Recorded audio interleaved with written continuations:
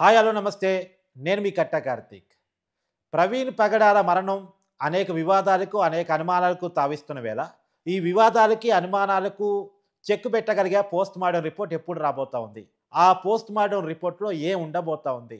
Postmortem రిపోర్ట్‌కి ఎన్ని రోజులు సమయం పడుతుంది? ఈ విషయాలన్నీ తెలుసుకోవటానికి పోస్ట్‌మార్టం చేసేటువంటి డాక్టర్‌తో మాట్లాడించే ప్రయత్నం మన టీవీ చేయబోతా ఉంది. మనతో ఉన్నారు Gandhi hospital forensic department doctor ఉన్నటువంటి వసంత్ నాయక్ గారు మనతో ఉన్నారు. సార్ నమస్కారం సార్. నమస్తే అండి. సార్ మీరు కూడా వార్తల్లో చూస్తూనుంటారు. పగడాల ప్రవీణ్ మరణం అనేటువంటిది ఏ రకంగా అనేక అనుమానాలకి, వివాదాలకి ఈ సోషల్ మీడియాలో చర్చలు నడుస్తా ఉన్నాయో. సరే ఇయన్నీ ఒకసారి పక్కన పెట్టేస్తే అసలు పోస్ట్‌మార్టం ఎలా చేస్తారు? ఆ పోస్ట్‌మార్టం చేయడానికి ఎంత సమయం పడుతుంది? పోస్ట్‌మార్టం రిపోర్ట్ రావడానికి ఎంత సమయం పట్టే అవకాశం ఉంది? పోస్ట్‌మార్టం ప్రాసెస్ ఎలా ఉంటుంది? తప్పకుండా అండి. పోస్ట్‌మార్టం అనేది కంప్లీట్ పోస్ట్‌మార్టం అండి అది.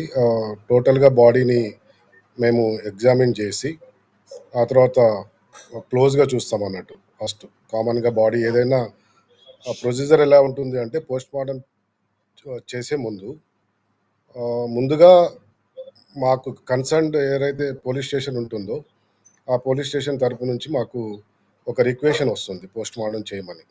అది కూడా కన్సర్న్డ్ ఇన్వెస్టిగేషన్ ఆఫీసర్ నుంచి.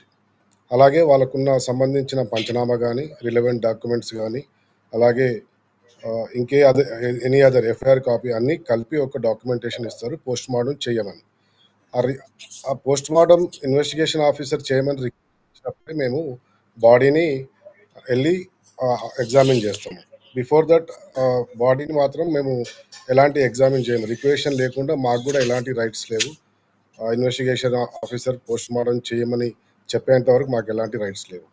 సో అలాంటప్పుడు రిక్వెషన్ తీసుకున్న తర్వాత మా మార్చరీ థియేటర్లోకి వెళ్ళిన తర్వాత బాడీని టోటల్గా ఎగ్జామిన్ చేస్తాము. ముందు క్లియర్ కట్గా ఎక్స్టర్నల్ ఎగ్జామిన్ చేస్తాము. తర్వాత బాడీ మీద ఎలాంటి ఎనీ అదర్ ఏమన్నా సస్పిషియస్ ఉన్నాయా అని చూస్తాము.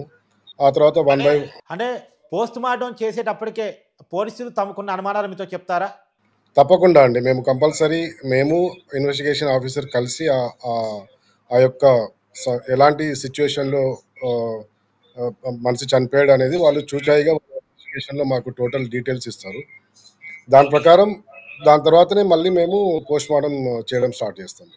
అంటే కాదు సార్, ఇక్కడ ఒక డౌటు. ఇన్వెస్టిగేషన్ ఆఫీసర్‌కి అప్పటికే కొన్ని అనుమానాలు ఉంటాయి.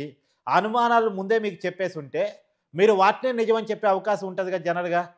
అలా అంటే వాళ్ళ యొక్క ఏవైతే అనుమానాలు ఉంటాయో మాతోటి షేర్ చేస్తారండి. ఓకే.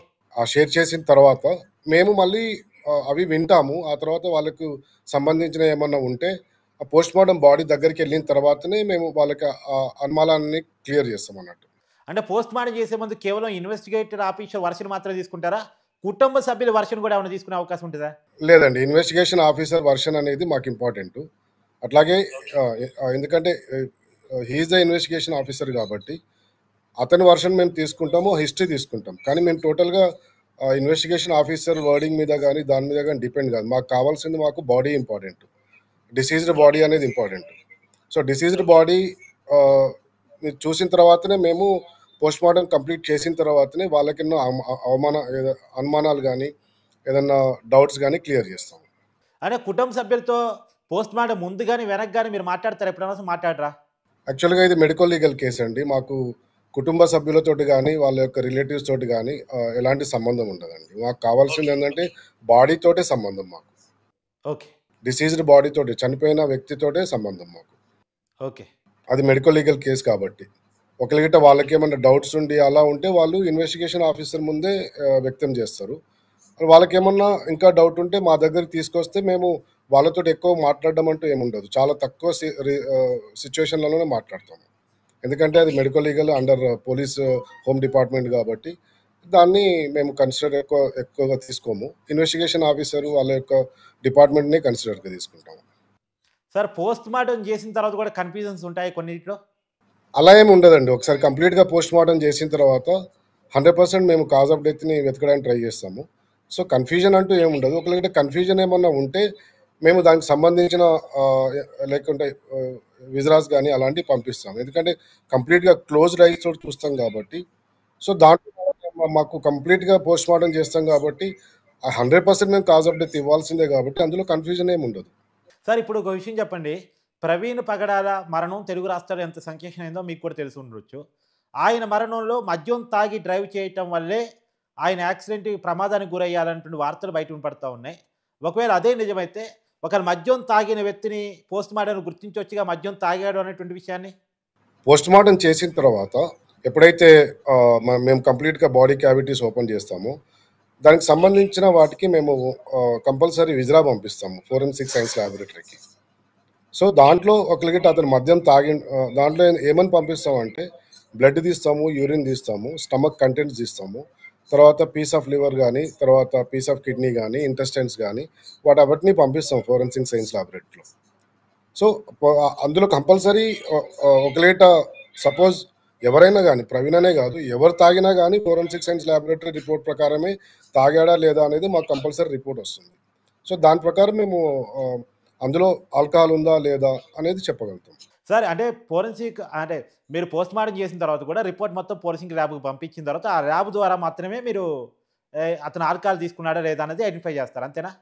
మేము పోస్ట్‌మార్టం చేసేటప్పుడు కూడా ఏదైతే బాడీ క్యావిటీస్ ఓపెన్ చేసినప్పుడు అప్పుడు మేము స్టమక్‌ని ఓపెన్ చేస్తాము. అవును. స్టమక్‌ని ఓపెన్ చేసేటప్పుడు మాకు చాలా రకాలుగా స్మెల్స్ మేము దాన్ని గుర్తుపట్టగలుగుతాం. సో, దాన్ని కన్ఫర్మేషన్ చేయడానికే మేము ఫోరెన్సిక్ సైన్స్ ల్యాబొరేటరీకి పంపిస్తాం. ఓకే. మీరు చేసిన దాన్ని మళ్ళా ల్యాబ్‌లో క్రాస్ చెక్ చేస్తారు. యాహ్! కంప్లీట్ కన్ఫర్మేషన్ కోసం అంటే లోపల ఉంది ఏ మద్యము, ఏంటి అసలు లోపల ఏంటి మొత్తం అన్నీ కూడా ల్యాబ్‌లో సైంటిఫిక్‌గా తేలుతారు. అవును. ఎంత పర్సెంటేజ్ ఆఫ్ ఆల్కహాల్ ఉంది, ఎంత లేదు, ఇవన్నీ ఫోరెన్సిక్ సైన్స్ ల్యాబొరేటరీ వాళ్ళు మాకు ఒక రిపోర్ట్ ఇస్తారు. సార్ పోస్ట్‌మార్టం ఎంతసేపు పట్టింది సార్ జనరల్‌గా? కామన్‌గా అయితే పోస్ట్‌మార్టం మేము డిపెండ్స్ ఆన్ ద కేస్ అండి. ఒక్కొక్క కేస్‌కి ఒక్కొక్క టైం తీసుకుంటుంది. మాక్సిమం టైం వచ్చేసి మాకు 1 అవర్ తీసుకుంటాము. సో, ఏదైనా ఇంకా ఏదైనా ఏదైనా కాంప్లికేటెడ్ కేస్ ఏమన్నా ఉంటే 1½ అవర్ తీసుకుంటాము. ఇంకా కొంచెం మాకు ఇంకా డీప్‌గా ఎళ్లి ఇంకా కంపల్సరీ కాజ్ ఆఫ్ డెత్‌ని వెతకాలి, చనిపోయిన కారణాలు వెతకాలి అన్నప్పుడు ఇంకా 2 అవర్స్ తీసుకుంటాం. మాక్సిమం ఏంటంటే మాకు 1½ అవర్ టు 2 అవర్స్ తీసుకుంటాము. కానీ కొన్ని కేసులలో 1 అవర్‌లోనే కంప్లీట్ చేస్తాం. ఒక కాంప్లికేట్ కేస్ అయి ఉంటే మాత్రం కొద్దిగా సెన్సిటైజ్డ్ కేస్ అయితే మాత్రం 2 అవర్స్ వరకు తీసుకోవచ్చు మాక్సిమం టు మాక్సిమం. మాక్సిమం అండి 1½ అవర్ 2 అవర్స్ అట్లా టైం పట్టొచ్చు. ఓకే. ఓకే. సార్ ఇంకొకటి పోస్ట్‌మార్టం రిపోర్ట్ రావడానికి ఎంత టైం పట్టిద్ది? పోస్ట్‌మార్టం రిపోర్ట్స్ రావడానికి అది ఏదంటే పోస్ట్‌మార్టం కేసుని బట్టి ఉంటుందండి. సపోజ్ మాక్సిమం అయితే మేము ఎలా ఉంటుందంటే పోస్ట్‌మార్టం రిపోర్ట్స్ సపోజ్ ఒక కేస్ అయిపోయిన తర్వాత దానికి విజ్రా పెడితే అది వాళ్ళ రిపోర్ట్ ఫస్ట్ మేము రిపోర్ట్ ఇచ్చేస్తాము. కానీ దాంట్లో ఏందంటే కాజ్ ఆఫ్ డెత్‌కి సంబంధించిన ఏదైతే పెండింగ్ పెడతాము. పెండింగ్ పెట్టిన తర్వాత దానికి సంబంధించిన ఏవైతే మేము విజ్రాస్ గానీ, బ్లడ్ గానీ, తర్వాత ఇంకేమన్నా హిస్టోపాథాలజీకి సంబంధించినవి పెట్టినప్పుడు వాళ్ళ రిపోర్ట్ రావడానికి మాకు టైం పడుతుంది. ఎవరి రిపోర్టు? ల్యాబ్ రిపోర్టా? ల్యాబ్ రిపోర్ట్స్ రావడానికి టైం పడుతుంది. కానీ మా రిపోర్ట్ ఇచ్చేస్తాం అప్పటికే.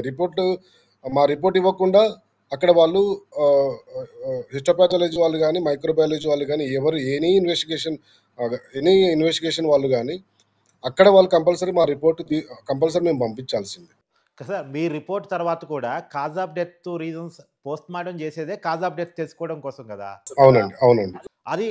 అది ఎప్పటికి తెలిసే ఒక పోస్ట్‌మార్టం అయిపోయిన తర్వాత నెక్స్ట్ ల్యాబ్‌కి మీరు చేసినటువంటి ఇన్వెస్టిగేషన్ మొత్తం ల్యాబ్‌కి చెప్పిన తర్వాత ఆ ల్యాబ్ వాళ్ళు ఎప్పటిలోపు ఒక రిపోర్ట్ ఇచ్చే అవకాశం ఉంటది?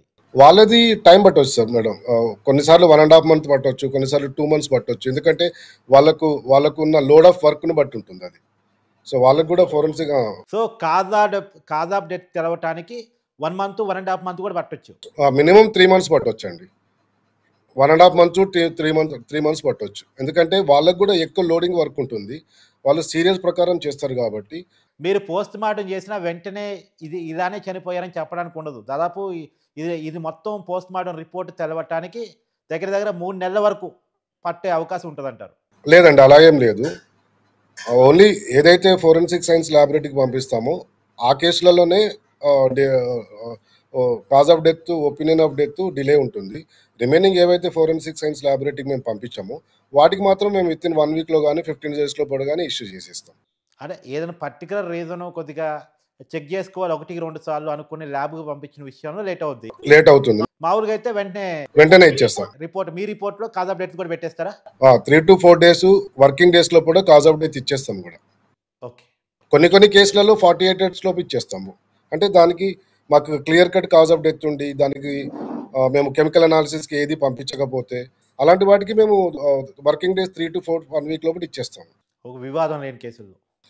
వివాదం ఉన్నా అదే మాకు clear cut cause of death. ఎందుకంటే ఓకే. మీకు క్లారిటీ ఉంటే మీరు ఇచ్చేస్తారు. లేకపోతే మీకు కూడా ఇచ్చేస్తాము. ఒకవేళ గిట్ట ల్యాబ్‌కి పంపిస్తేనే డిలే అవుతుంది. ఓకే. ఓకే. ల్యాబ్‌కి పంపిస్తే మాత్రం దాదాపు మీరన్నట్టు 3 నెలలు పట్టే అవకాశం ఉంటుంది. ఆ!